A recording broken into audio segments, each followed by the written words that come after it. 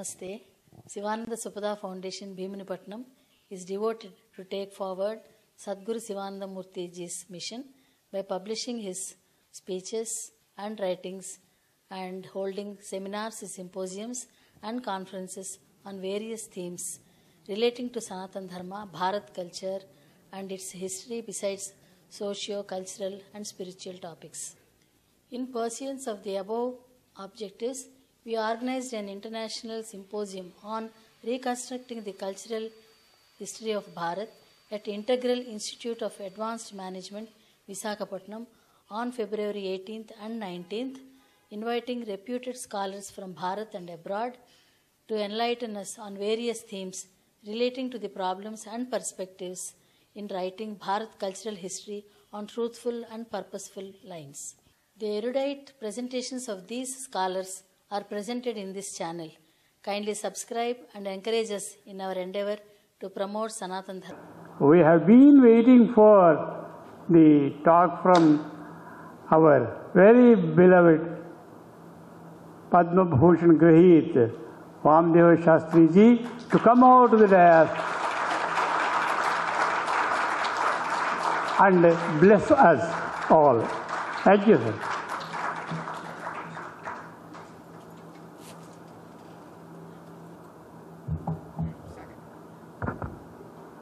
Namaste, Shri Guru Bhyo Namaha.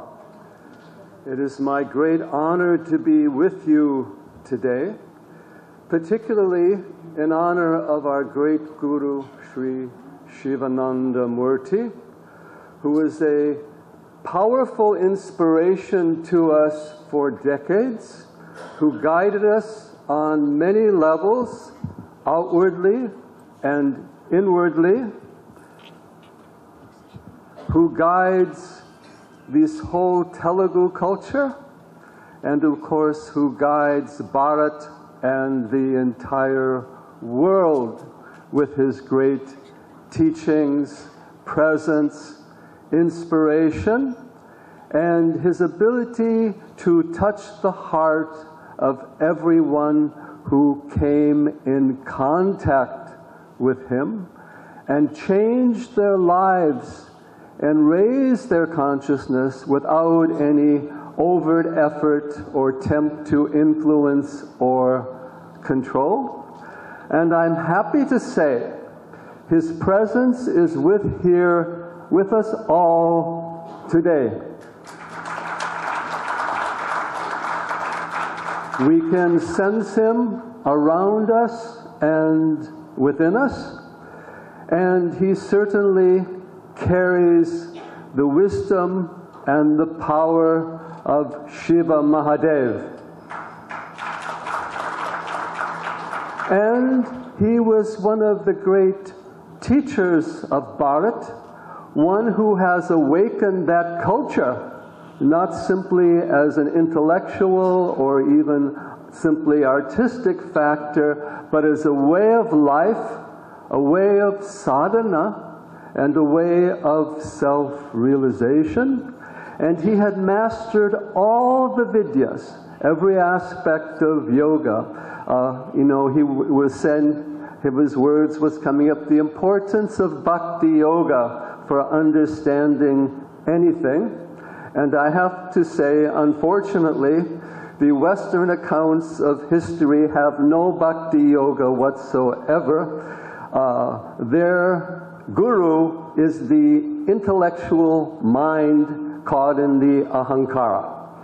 It is not the Guru, it is not the Devata. And so I want to put this into some perspective. Balamukund has already done that to a great degree. Even fundamental concepts and differences. What is history? Bharat has a history that is timeless, that begins with cosmic yugas, that has endured throughout many lokas, that is connected to the great rishis and yogis, and is not something that's just merely trapped in physical reality.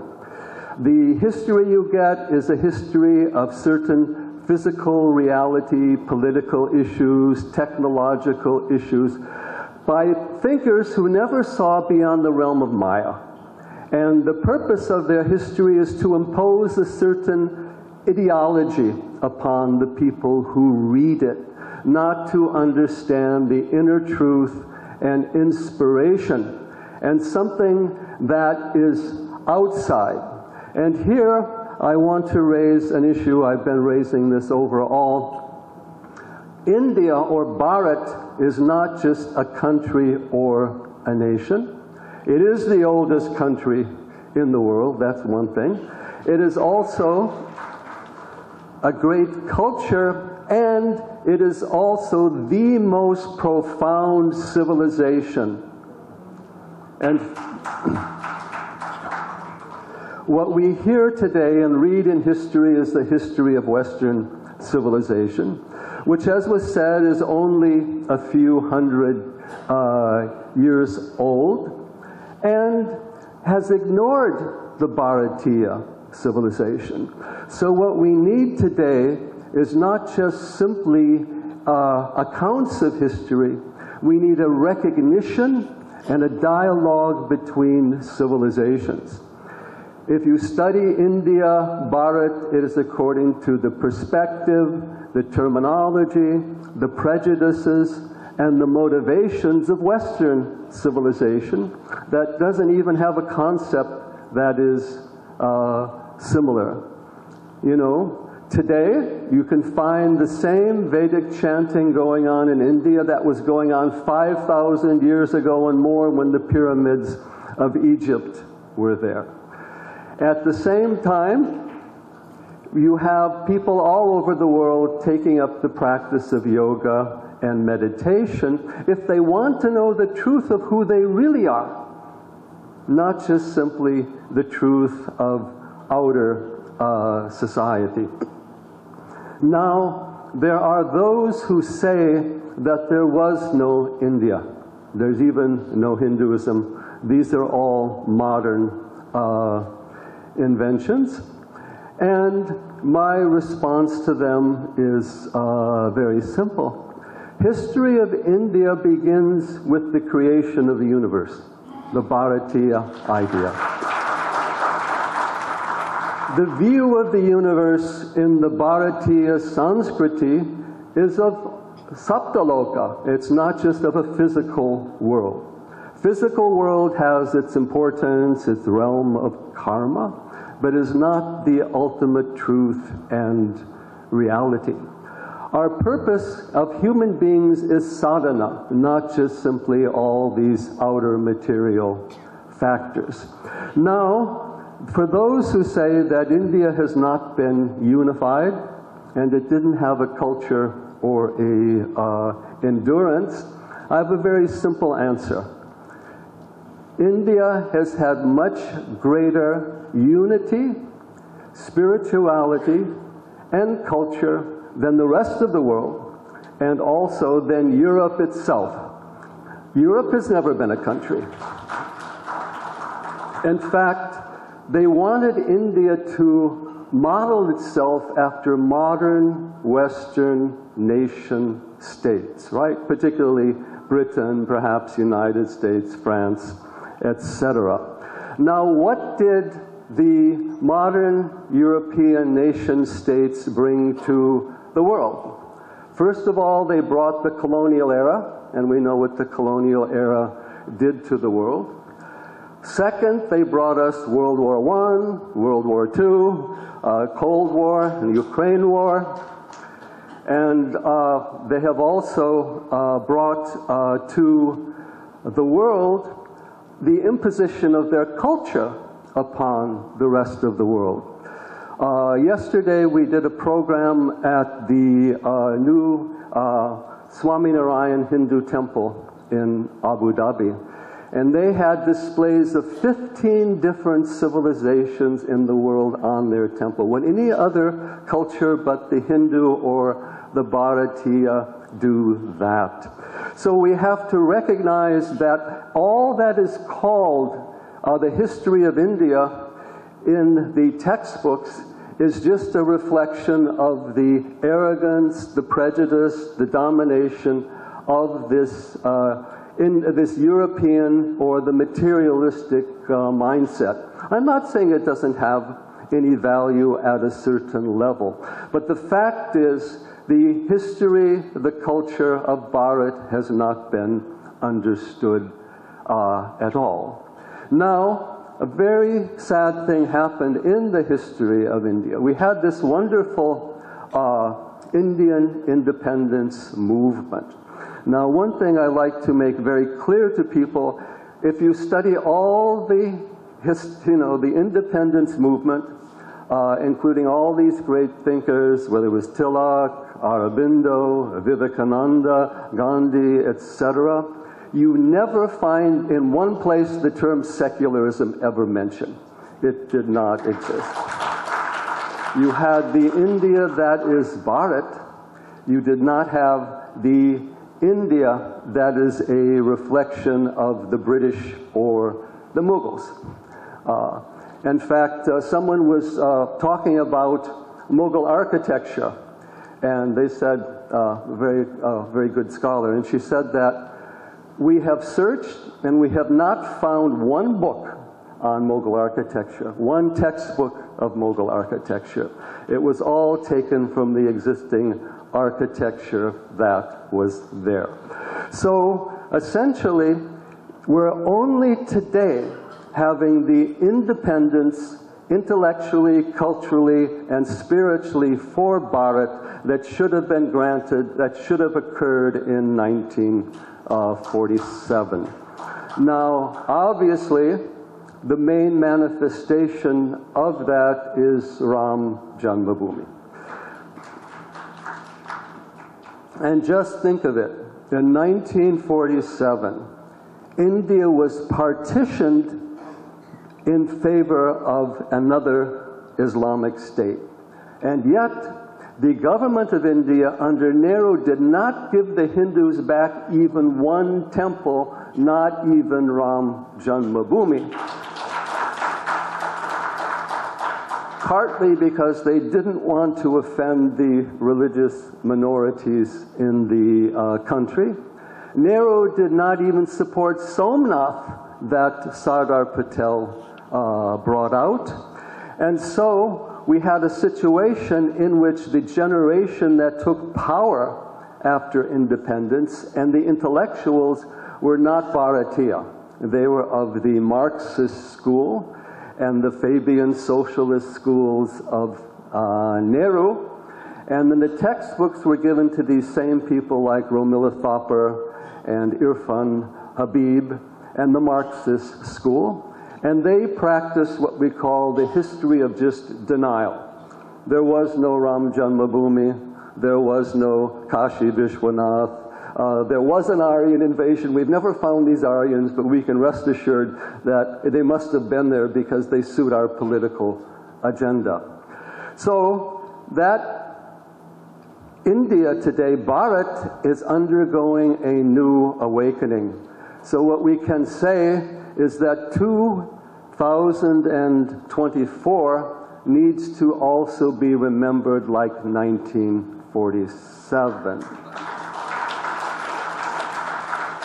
But as the cultural and civilizational awakening of Bharat, not simply a political state, although the political influence is very necessary.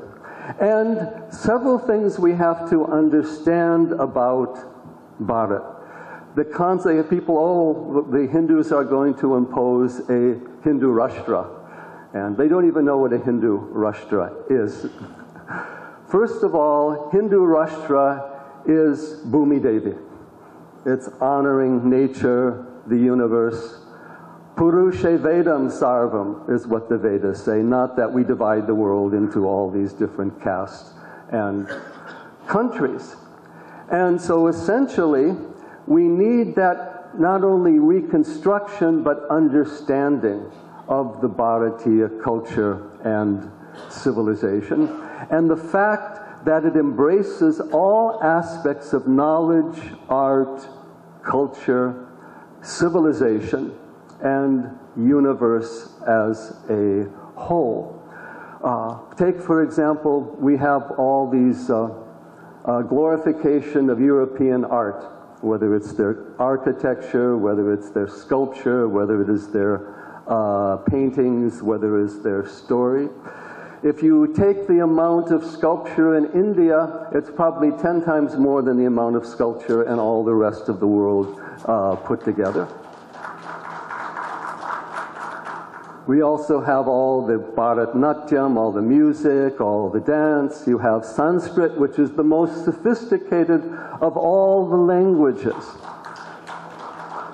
And yet, even the local languages of India, whether it is Tamil, whether it is Marathi, whether it is all these languages, they have literatures longer than the countries of Europe. Then we have to understand Bharat in the greater global context. Even today, population of India is greater than Europe and North America put together. And at the same time, it has greater unity. What are we seeing today in the world? We're seeing a decline of culture and civilization. In the West, they're looking to, their musical traditions are old and gone, they're just doing repetition. Here, all the music traditions are alive and flourishing and coming up with new expressions. There is this loss of culture, yet India is the only country that's having a great flowering of culture, civilization, and spirituality that is also going global. A few months ago, they also opened in North America the Swaminarayan Temple that is the largest religious monument in North America today. Over 220 feet tall, and surprisingly within an hour of the outskirts of New York City and Philadelphia, and not done to impose any belief upon anyone, but to share art, culture, and spirituality. Now, Guruji was a great proponent of Telugu culture, the music, so many things. He was also a great proponent of all the Vedic knowledge. We had these great discussions relative to the Jyotish, relative to the Ayurveda, relative to the yoga. Around him, Shiva came alive. Devi was alive. Ganesha, Skanda, all of those things are living realities. So it's very important then to understand history, and of course to understand history you have to understand time. What is time? Time is Mahakal. Time is Shiva. We are not just physical beings on a physical timeline. We are eternal beings on an infinite, universal, and eternal timeline. Now, what is happening to India today is very important. One of the things Narendra Modi has done is he has restored the Vastu of the country as a whole, by whether it's Ram Janmabhoomi, whether it's Mahakal, whether it's Omkareshwar, whether it's I was recently with Chinnajira Swami of the Sri Vaishnava order. They have this statue of equality that is there. You have Sardar Patel. In other words, you're restoring the Vastu and the presence and the power, so we need that cultural revival today. India has the longest king list of any culture in the world. When the Greeks came to India, they found a history of 153 kings going back over 6,000 years. What did the Western historians say? Oh, all made up. Nothing, there was nothing to that at all. Why? Because it didn't agree with their particular account of history. In Vedic text, we have astronomical references to equinoxes and solstices going back many thousands of years. What did the scholars say about that from the West? They said, well, you know, Indians aren't good astronomers now. We can't imagine they were good astronomers then, so we should just ignore what these things say. My response was very simple. You can't have a calendar that doesn't work and do your agriculture and function as a society. So we must recognize that the history books need to be changed in a fundamental way all over the world, not just simply about India, but also about the human species as a whole. Now, in many ways, we can argue that India is the cradle of civilization. It has the most enduring civilization, and it has a dharmic civilization, not just simply based upon religious belief, political expediency, or other outer factors, but based on a connection to the greater consciousness and the universe as a whole. So this whole idea, the cultural history, has to be manifest, it has to be appreciated, and has to be given its place in the history of the world. In fact, all over the world we have this idea of ancient civilizations, whether it's Egypt, whether it's Mexico, whether it is Peru, to the ancient cultures. These have to be restored as well. And this whole understanding of our species, the purpose of human life is sadhana and evolution of consciousness. Material factors are important in that, but they are not the basis and the reality and the ultimate goal for that to occur. Now, it's very interesting because if we look at even Europe, great thinkers of Europe, whether it was Voltaire, German philosophers, they looked to India. And many of them were also looking to a revived India to help guide the world. Sri Aurobindo also talks about India as the Vishwaguru. That was the tradition all over the world. And then we must also understand that the term Bharat is not just simply a geographical term. The Buddhists also recognized Bharatvarsha, Bharatiya, Sanskriti.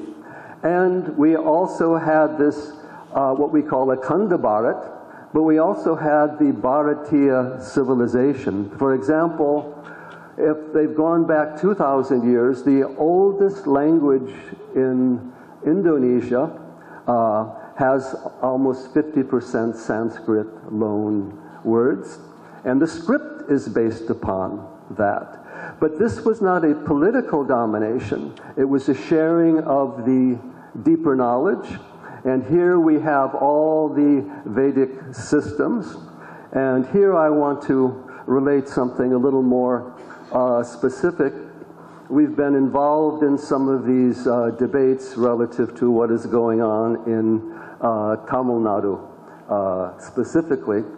One of the points I raised relative to South India as a whole is that you follow a more traditional Hindu culture, but you vote for anti-Hindu politicians. That doesn't help you.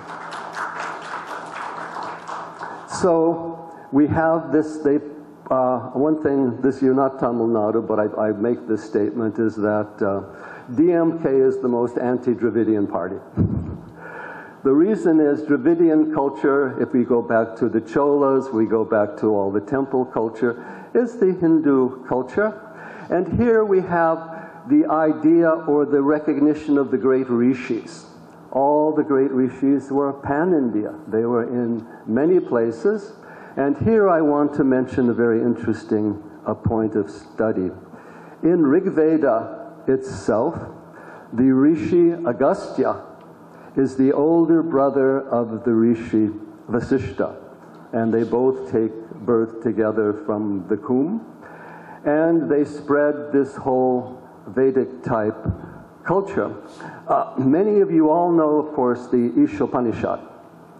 The last verse of Ishopanishad, Agne Naya Supataraya Asmin.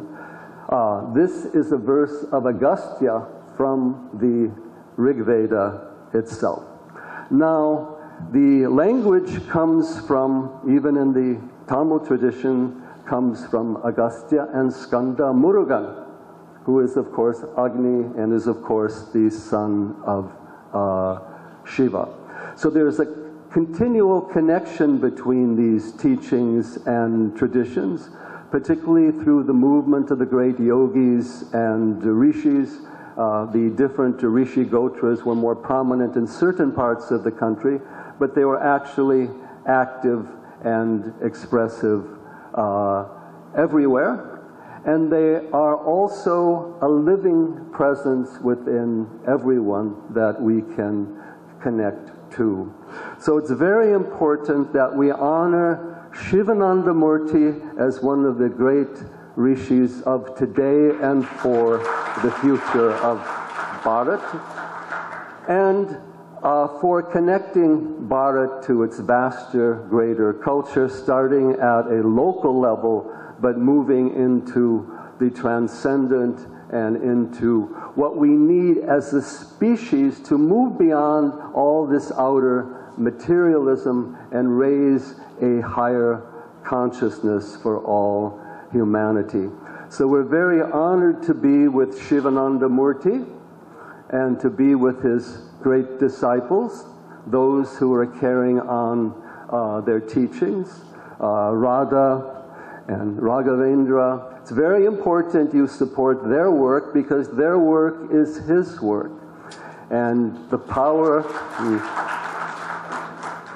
he understood the Telugu culture better than anyone, and he knew how to raise that inspiration, particularly the music, but even the Jyotish and so many other things going on.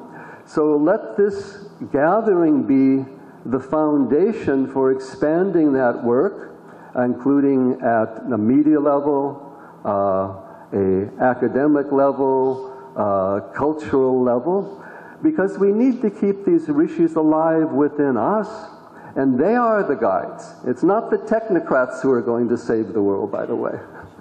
It is the rishis that continue to be with us, the great yogis, and the very practical teachings that they're giving us on the art of living.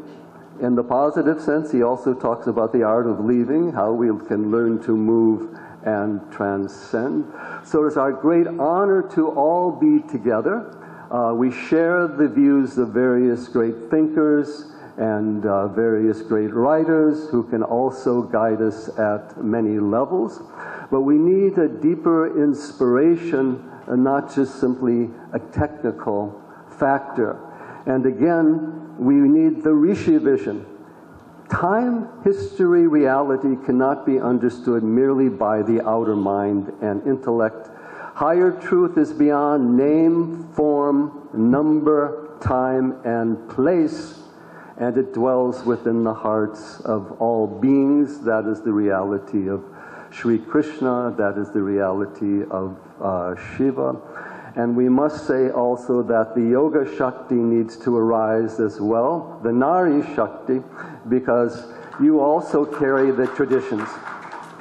And the Puranas are great teachings that need to be understood, and they also need to be integrated. And all the historical accounts, you cannot simply dismiss them because they're not trapped in physical reality. You know what they do? They say if you can't identify when somebody lived, then they're not real. That's like saying you're only alive when you're dead. What we need to understand, it is the influence that takes us beyond birth and death that is the highest influence. So I can only express my humble devotion to Sivananda Murti, and it is my prayer here and Yogini Shambhavi that his inspiration, his teachings, his guidance continues to grow and manifest here, and from this to share with the world as a whole, and to help reawaken the true Bharatiya Sanskriti, which is also, of course, the yoga sadhana, and living with the devatas, not just simply living at an outer level. So let us go on with this wonderful conference, Shri Gurubhyo Namaha, and let us honor the divine within and around us. And remember, here, Shiva, Krishna, Ganesha, Lakshmi remain alive and with us, so please live with the Devatas and with the guidance of the great gurus and rishis like Sivananda Murti. Hari Om.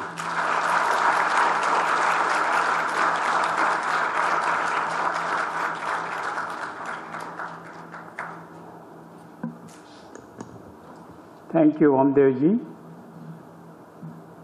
Your warm blessings to the august body and to the foundation to do more work and endeavor for the mission of Sri Sivananda.